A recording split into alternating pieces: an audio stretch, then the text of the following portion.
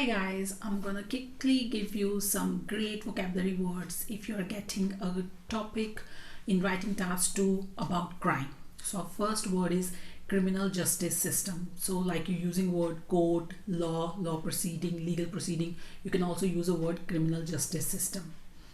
Second word, if you're talking about murders, use a word homicide.